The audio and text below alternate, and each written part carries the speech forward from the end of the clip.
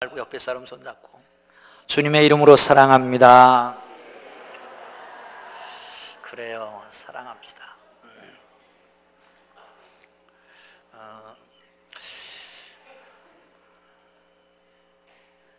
어느 책을 보는데 이런 이야기가 있어서 조금 놀란 적이 있습니다. 뭐냐면 우리의 민담들이 크리스천 작가가 썼을 가능성도 있다. 특별히 우리나라의 가장 대표적인 소설이 춘향전 아니냐. 춘향전에 예수의 탄생과 재림까지가 다 있다는 얘기예요.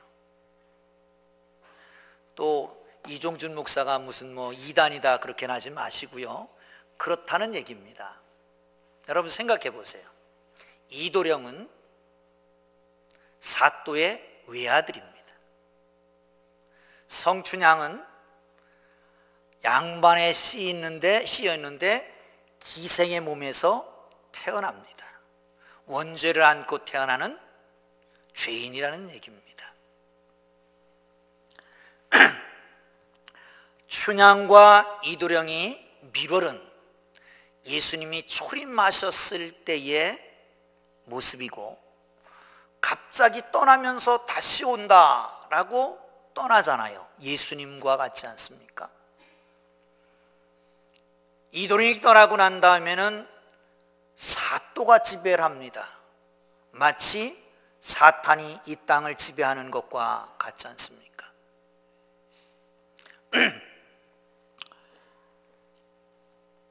사또 변학도는 성춘향을 잡아 가두고 고문도 합니다. 그런데 정절을 지킵니다.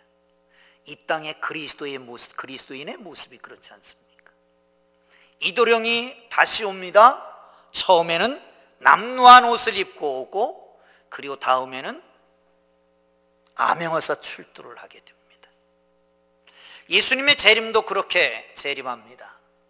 도적같이 임한다고도 그러고요, 그리고 온 우주적으로 임하기도 합니다. 무엇보다도 춘향전에 있어서의 클라이막스는 죽음을 앞에 둔 전날 밤 옥중에서 꿈을 꾸는 장면일 것입니다. 꿈을 꿉니다. 문 위에 허수아비가 높이 들렸고, 뜰엔 앵두나무에 꽃이 떨어지고, 거울이 깨지니까 산이 무너지고 바다가 마르며 까마귀가 우는 꿈을 꿉니다. 여러분 생각해 보세요. 이런 꿈을 꾸면 얼마나 흉몽일까요? 생각하기도 싫을 거 아닙니까? 그런데 지나가던 허봉사가 그거를 해몽해 줍니다. 문에 높이 달렸다라고 하는 것은 우러러본다라고 하는 뜻이고, 꽃이 떨어졌다라고 하는 것은 열매를 맺는 것이고, 거울이 깨지니 큰 소리가 날 것이고, 산이 무너지면 평지가 될 것이고, 물이 마르면 모든 비밀이 드러나게 될 것이다.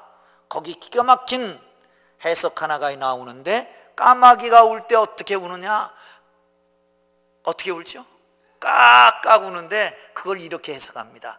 까옥 까옥 가옥 가옥 그렇게 운다는 거예요. 그러니까 좋은 집을 짓고 이도령과 함께 살 것이다, 이렇게 해몽을 해줍니다. 성경은 종종 예수님과 성도들의 관계를 부부관계로 묘사하잖아요. 어떻게 그렇게 잘 맞아떨어지는지 모르겠습니다. 많은 그리스도인들이 오실 예수님을 기다립니다.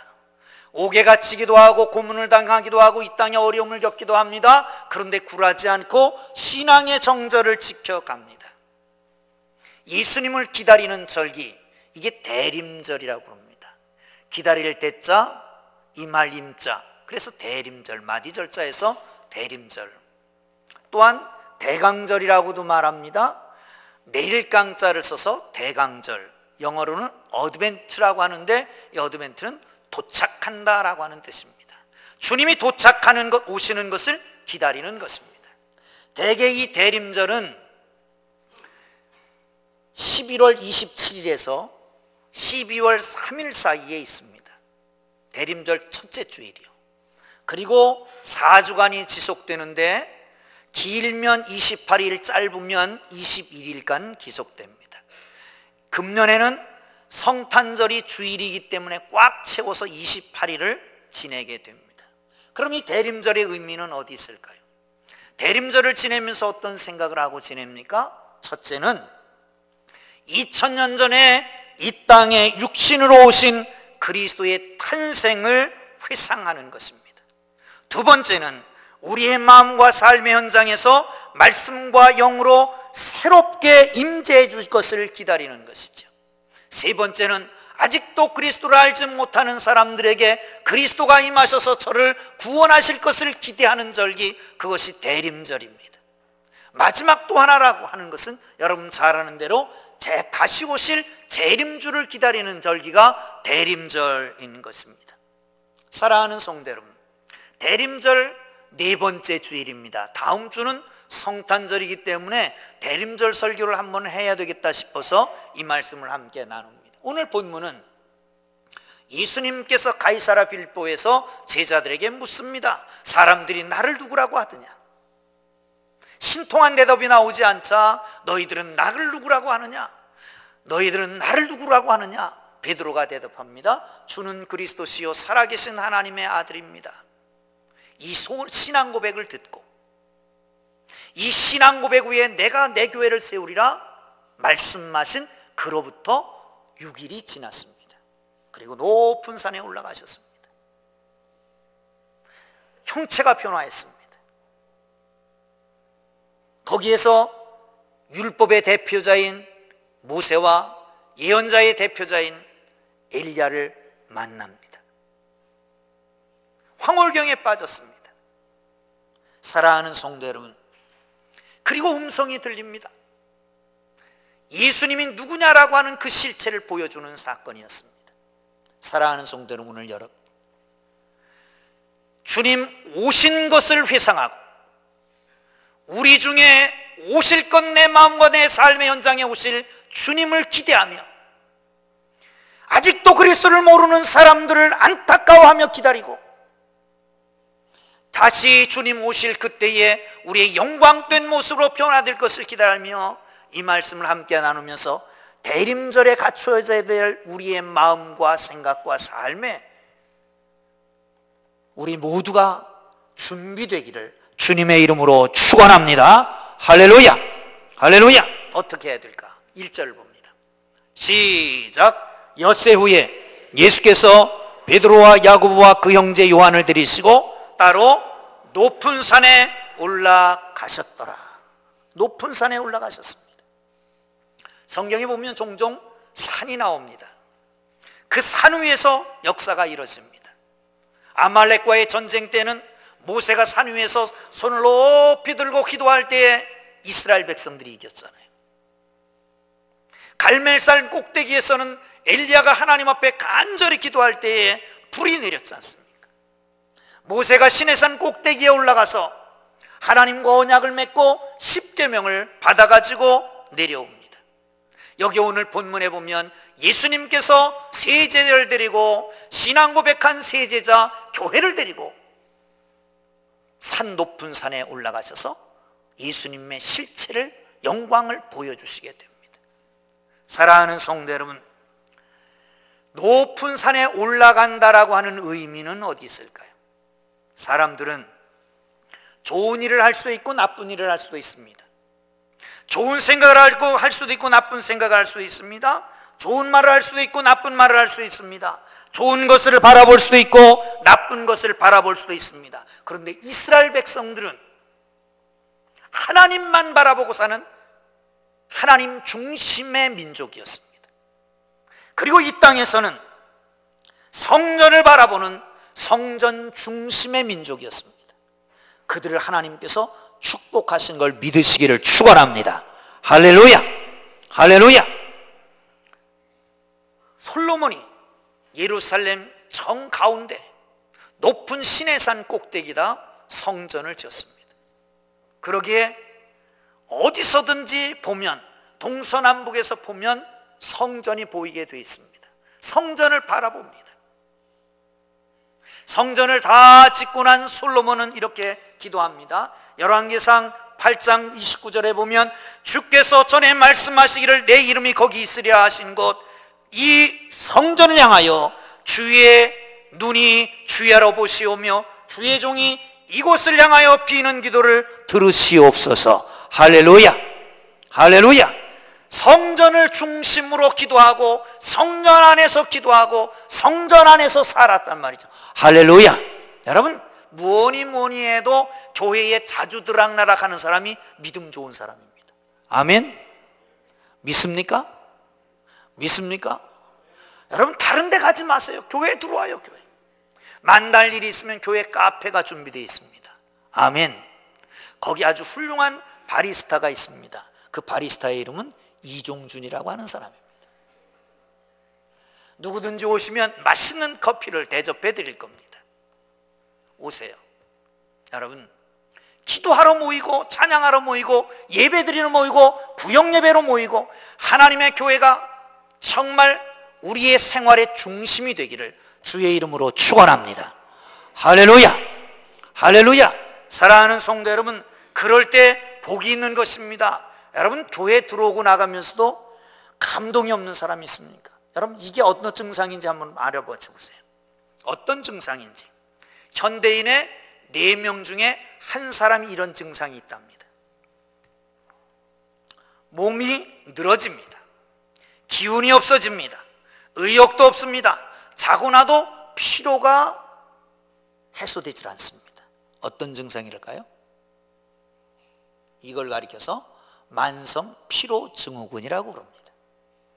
그거보다 더 심각한 증상이 있습니다. 이런 건 어떤 증상일까요? 교회 나올 마음이 없어진다. 말씀을 듣고 찬송을 부르고 기도를 드려도 감격이 없다. 의무적으로 나와 앉아 있다가 돌아갈 뿐이지 가슴은 늘 답답하다. 맡은 일을 하긴 하는데 억지로 할 뿐이다. 어떤 증상일까요? 어떤 증상? 영적 피로 증후군이라고 합니다. 영적 피로 증후군. 옆에 사람을 한번 보시죠. 옆에 사람을 한번 보세요. 옆에 사람 한번 보고 이렇게 물어보세요. 혹시 당신이 영적 피로 증후군 아닙니까? 시작. 혹시 당신은? 텍사스 대학에서 조사한 바에 의하면 무슨 일을 할 때 긍정적으로 하는 사람, 적극적으로 하는 사람과 소극적으로 부정적으로 하는 사람이 죽을 확률이 43%가 높답니다. 스트레스가 올 확률은 거의 배나 된다고 봅니다. 여러분, 무슨 일을 하되 긍정적으로 적극적으로 할 수 있기를 주의 이름으로 축원합니다. 할렐루야. 이곳은 하나님의 영광이 가득한 하나님의 집입니다. 하나님의 눈이 있습니다. 마음이 있습니다. 하나님의 이름이 있습니다. 주님이 떠나지 아니하는 이곳입니다. 할렐루야, 할렐루야.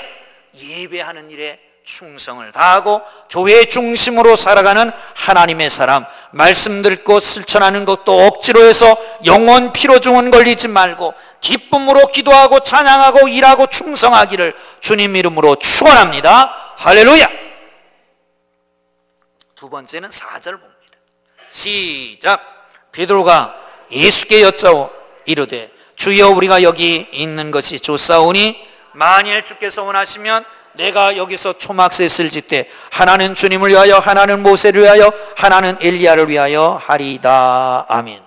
세 제자가 예수님을 따라서 높은 산에 올라갔습니다. 숨이 헐떡거렸을 것입니다. 심호흡을 하고 숨 고르기를 하고 났는데 희한한 것이 보입니다. 예수님이 변화된 겁니다. 모세도 엘리야도 함께 변화된 거 뭔가 말씀을 나누고 있습니다.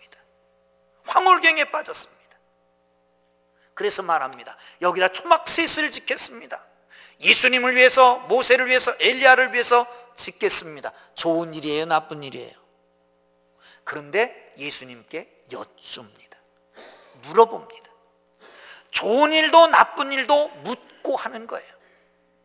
사랑하는 성도 여러분, 문제는 어디 있습니까? 불통이 문제입니다. 인간관계에도 소통을 해야 됩니다. 남편, 아내, 자식과 부모, 형제지간, 교우지간 소통이 있어야 됩니다. 교회 안에서도 소통이 중요합니다. 여러분, 신앙생활에서 교회 생활이 중요합니다. 직분도 맡고 봉사도 하고 주의 일하는 것 참 영광스럽고 귀한 일입니다. 그런데 교회에 많이 드나드는 사람들이 여러 가지 봉사를 하는 사람들 중에 종종 직분 맡은 사람들 중에 하나님과 교제를 게을리하는 사람이 있습니다. 예컨대 교회 학교도 하고 찬양대, 주방봉사, 청소, 차량봉사 등등 아주 열심히 하는 것 다 좋은 일입니다. 그런데 이 좋은 일을 하면서 하나님과의 교제가 빠지면 더 중요한 것을 망각하는 겁니다. A.W. 토저라고 하는 신학자가 그런 얘기를 했습니다. 열심히는 그리스도인이 범할 수 있는 가장 보편적인 과오는 하나님의 일에 너무 바빠서 하나님과 교제를 게을리하는 것이다. 하나님의 일에 너무 바빠서 하나님의 일을 너무 많이 하다가 너무 바빠서 하나님과 교제하는 시간을 빼먹는 거예요. 여러분, 종종 오후 예배 안 드리고 카페에 앉아 있는 분들 정신 차리세요. 오후 예배가 더 중요한 거예요. 믿습니까? 오후 예배 드리지 않고 저기 권사실에 쉬는 사람은 없죠. 오후 예배 안 드리고 딴 데 나가서 교제하지 마세요. 딴 데 가서 걸렸다 그러면 어떻게? 지구를 떠나거라. 아니, 하나님과 교제가 끊어지면 정말 중요한 걸 잃어버려요. 그래서 그 A.W. 토저는 이런 말도 합니다. 하나님과 교제를 등한히 여기는 사람들은 조만간 하나님의 일에 대하여 의욕조차 잃어버리고 시험 들 가능성이 높다. 왜 시험이 올까요? 하나님과 교제가 끊어져서 그런 거예요. 사랑하는 성도 여러분, 하나님과의 교제하면서 예배를 드리면서 기도를 하면서 말씀을 들으면서 우리가 쉼을 얻습니다. 안식을 얻습니다. 충만해집니다. 힘이 가득 찹니다. 그 힘을 가지고 일을 해야 되는데 그 힘이 고갈되니까 어디서 그 힘을 얻겠습니까? 그러니까 사역이 힘들어지고 어려워지고 결국은 시험 들고 마는 거란 말이죠. 그러기에 여러분, 사역을 조금 안 하더라도 새벽기도 나오고 사역 기억 안 하더라도 예배에 철저하게 참석하고 하나님과 교제를 우선하는 것이 우리에게 더욱 유익하다라고 하는 걸 기억하시기를 주의 이름으로 축원합니다. 할렐루야, 할렐루야. 예수님 너무 피곤하셨습니다. 잠깐 3년밖에 일하지 않았는데 돌아가시면서 다 이루었다고 가셨습니다. 어떻게 가능했을까요? 그의 일상은 피곤하셨습니다. 사역 초기에 가버나움에 가셨습니다. 회당에서 말씀을 선포하라고 그래서 말씀을 선포하러 강단에 섰습니다. 말씀을 선포하기 시작합니다. 그런데 얼마나 지났는지 모르겠지만 지나니까 귀신 들린 사람이 일어나서 떠들어댑니다. 축사 사역을 합니다. 귀신을 쫓아는 얼마나 피곤했겠습니까? 귀신하고 싸우기 얼마나 피곤했겠어요. 아마 2시, 3시쯤 끝났을 것입니다. 베드로가 옆에 있다가 예수님 시장하시죠. 우리 집에 가서 식사 좀 하시죠. 그리고 모시고 갔습니다. 왜냐하면 장모가 아주 음식 솜씨가 괜찮았기 때문에. 그런데 가보니까 웬일이요? 알아서 눕고 있습니다. 그를 고쳐주는 사역을 또 했습니다. 그리고 나니까 이 장모가 나가서 수종을 들기 시작하는데 밥을 먹는 둥 마는 둥 하는데 보니까 문 앞에 마가가 말하기는 온 동네가 그 문 앞에 모였더라. 좀 과장했겠지만 온 동네 사람들이 다 모였습니다. 거기에는 각색 질병 귀신 들린 자 다 있습니다. 밤새도록 사역을 했습니다. 밤이 맑도록 사역을 했습니다. 그런데 우리 같으면 어떨까요? 주의 일을 했으니까, 주님의 일을 하느라고 밤새 세웠으니까 이제 자자 쉬자 그래도 될 거 아닙니까? 그런데 벌떡 일어나서 한적한 곳에 또 기도하러 가셨어요. 사랑하는 성도 여러분, 그것이 결국은 예수님께서 사역을 성공리에 맞추게 하신 것입니다. 여러분, 우리의 인생이 성공하기를 원하십니까? 우리 사역이 정말 하나님 앞에 온전하게 영광 돌리기를 원하십니까? 그렇다면 여러분, 기도에 무릎을 꿇고 하나님 앞에 나아가기를 주님의 이름으로 축원합니다. 할렐루야. 스트레스 받는다, 스트레스 받는다. 뭐가 스트레스 받는 걸까요? 스트레스가 뭡니까? 어떤 학자가 스트레스에 대해서 이렇게 얘기했습니다. 스트레스란 감당하기 어려운 자극에 의해서 내 몸과 마음이 균형이 깨진 상태, 그것이 스트레스라고 합니다. 다시, 감당하기 어려운 자극에 의해서 내 마음과 내 몸의 균형이 깨어진 것, 그것이 스트레스라고 말합니다. 이 스트레스, 이 자극은 한 번에 오는 수도 있습니다. 그런데 이 자극이 점점 누적되는 수도 있습니다. 마치 가랑비에 옷 젖듯이, 잽을 맞고 쓰러지듯이. 어떤 참새가 얘기를 했대요. 참새가 얘기를 하니까 이상하죠? 참새도 얘기를 합니다. 지들끼리는 짹짹짹짹 얘기를 하는데, 야, 눈송이 하나의 무게가 얼마나인지 아냐? 아니, 국가집게 뭐, 여러분 눈송이의 무게가 얼마나 합니까? 그런데 이렇게 얘기를 해요. 내가 눈이 많이 와서 처마 속에 이렇게 숨어 있는데 밖을 내다보니까 눈이 자꾸 쌓이는데 소나무가지에 가득 쌓였어. 근데 눈송이 하나가 딱 날라와서 거기 딱 떨어지니까 그 소나무 굵은 가지가 딱 부러지더라는 거예요. 스트레스가 그런 거일 수도 있습니다. 그런데 중요한 것은 몸과 마음이 균형이 깨지지 않으면 됩니다. 다시 말하면 마음이 커지면 어떤 스트레스, 어떤 자극이 와도 이길 수 있으면 되는 거잖아요. 스트레스 받는다는 건 마음이 약한 거예요. 상처받는다는 건 영이 약해지는 거예요. 하나님과 온전한 교제 속에 있고 하나님의 거룩한 은혜로 말미암아서 우리에게 그런 큰 은혜가 내려진다면, 그러면 어떤 스트레스도 시험될 일이 없는 걸 믿으시기를 축원합니다. 할렐루야, 할렐루야. 그러므로 여러분, 기도해야 됩니다. 기도 쉬는 거는 게으름이다, 죄다, 알기는 잘 알아요. 마틴 루터는 일이 많아진다, 바빠진다, 기도를 좀 더 해야 되겠다. 누구 얘기 같더라? 우리 얘기 같더라. 일이 많아지니까 기도할 수 없다, 일이 많아지니까 예배할 수 없다, 일이 많아지니까 스트레스만 쌓인다. 그게 아니고 일이 많아지니까 더 기도해야 되겠다. 사랑하는 성도 여러분, 그렇습니다. 우리가 정말 창조주 하나님 앞에, 우리를 구속하신 예수님 앞에, 나에게 힘과 능력을 주시고 안식을 주시는 그 하나님 앞에 날마다 무릎 꿇고 하나님의 그 놀라운 은혜를 받아 누리고 그 하나님의 안식, 그 힘을 누리는 하나님과의 온전한 교제가 이루어지기를 주의 이름으로 축원합니다. 할렐루야, 할렐루야. 마지막으로 4절을 봅니다.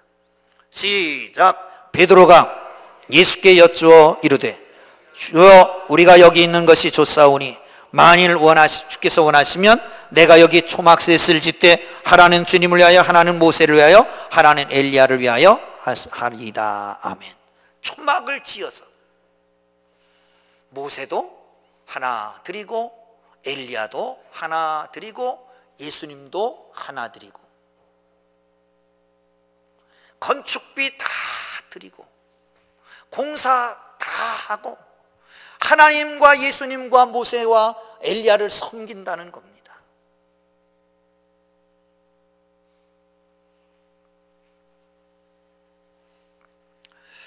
사랑하는 성도 여러분, 그런데 예수님은 내려가자 그러고 내려오십니다.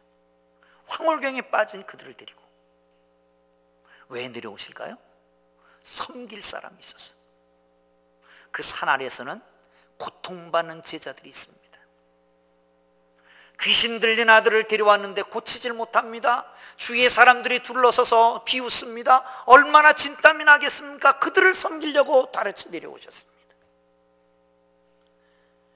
귀신 들린 아들은 떼굴떼굴 구릅니다. 불에도 들어가고 물에도 들어갑니다. 그를 고쳐주는 섬김을 위해서 거기 내려오셨습니다.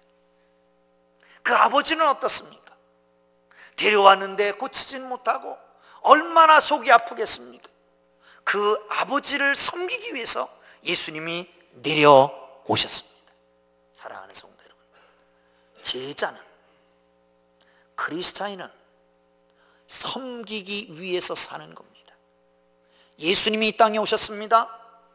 내가 이 땅에 온 것은 섬김을 받으려 함이 아니라 섬기려 왔노라. 할렐루야, 할렐루야, 할렐루야. 섬기기를 주의 이름으로 축원합니다. 근데 모든 사람들은 지배욕이 있습니다. 아둘러 같은 사람은 존재의 이유가 will to power, 힘, 권력 지향하는 의지가 존재의 의미라고 그럽니다. 맞는 것 같아요. 돈 많이 번 재벌도 왜 대통령이 되려고 그럴지 몰라. 공부 많이 하는 서울대학 총장도 왜 국무총리로 들어가고 그러는지도 몰라. 다 지배하고 싶은 욕구 때문에 그런 거 아닙니까? 가정의 갈등, 부부간의 갈등, 사회의 갈등이, 모든 갈등이 왜 옵니까? 힘의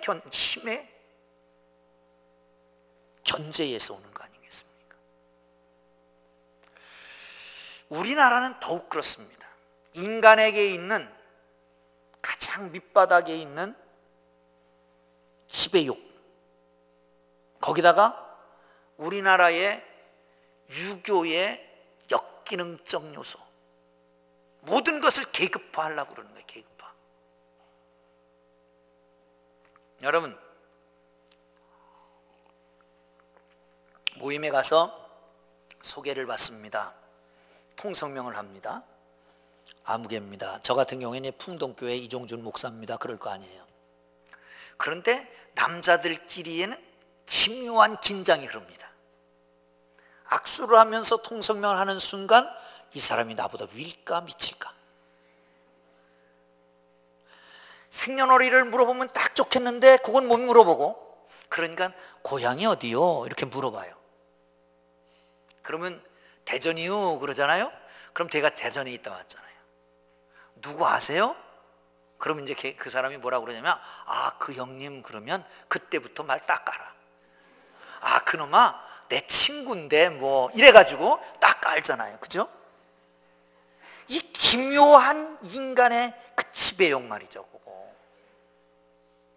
그런데 우리 주님 그거 다 내려놓으라고 말합니다. 몸에도 존두사상이 있잖아요. 발가락은 천한 거고 머리는 중요한 거고, 좌천, 좌익, 왼쪽은 나쁜 거고 오른쪽은 좋은 거고, 방에도 윗목이 있고 아랫목이 있고, 호칭도 가지각색. 우리나라면 특별히 그런 것 같아요. 그런데 성경에서는 종이라고 하는 말이 디아코노스라고 하는 말을 씁니다. 이게 종이라고 하는 뜻입니다. 근데 이 종이라운 디아코노스가 미니스터라고 하는 것으로 번역이 됩니다.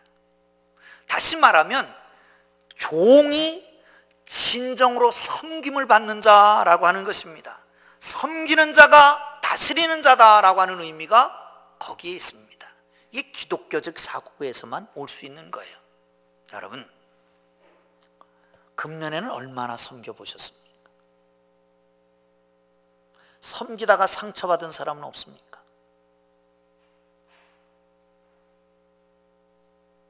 섬기다가 시험 드는 사람은 없습니까? 여러분, 하나님을 섬기고 교회를 섬기다가 상처받은 그 상처는 하나님 앞에 가면 멸류관이고 훈장인 걸 아십니까? 아시시의 성자 성 프란시스는 하나님 앞에서 라베르산 위에서 하나님 앞에 기도합니다. 주님, 저는 주님처럼 섬기다가 고난 받아본 적이 없습니다. 제 몸에는 못자국이 하나도 나 있지 않습니다. 저에게도 주님처럼 주님의 일을 하다가 고난받은 흔적을 주시옵소서. 얼마나 간절히 하나님 앞에 기도했던지, 하나님 앞에 정말 신음하듯 기도했는데 하나님께서 흔적을 주셨습니다. 양손과 양발과 옆구리에 못자국과 창자국을 그냥 남게 하셨습니다. 그걸 가리켜서 성흔, 스티그마라고 합니다. 사랑하는 성도 여러분, 주님의 오심을 기다립니까? 내게 임하시기를 원하십니까? 이 땅에 그리스도를 모르는 사람들 속에 임하기를 원하십니까? 사랑하는 성도 여러분, 재림하시는 예수님을 우리가 모시기를 원하십니까? 하나님의 성전을 중심으로 하나님과 온전한 교제를 하고 섬김의 흔적을 가지고 살아가는 하나님의 사람들 되기를 주의 이름으로 축원합니다. 축원합니다. 기도하겠습니다.